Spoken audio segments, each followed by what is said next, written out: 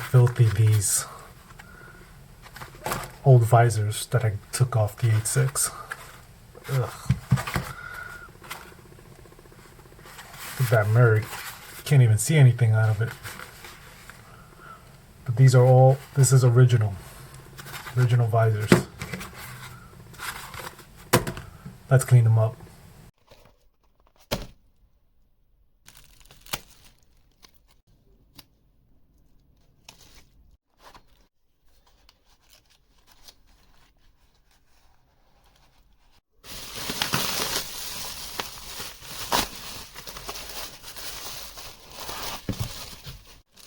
Wow!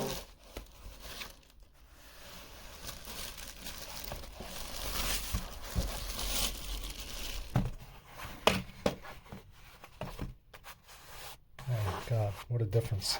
That's like a new car smell. What a difference. Look at this. So it has literally an extra piece right there, but it's the same size.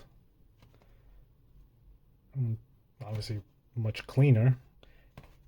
This is like a plasticky on the US version. This one's more of a like a felt feel. The leather or whatever, pleather. It's so crazy how hard it is to find these little clips, whether online, probably easier to just get these 3D printed, but probably costs like, I think I saw like $30 somebody was trying to charge for 3D printed.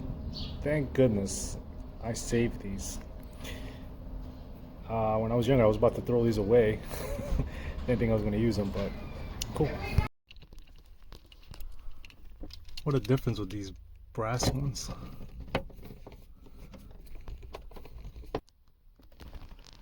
Yes, looks so much better with the brass. Alright, back to OEM. Yay! So I bought these nice visors from Japan. Found them on eBay. Unfortunately, because it's from Japan, there's no mirror here. The mirror is on the driver's side. So I guess I'll be looking at myself. So that's pretty cool.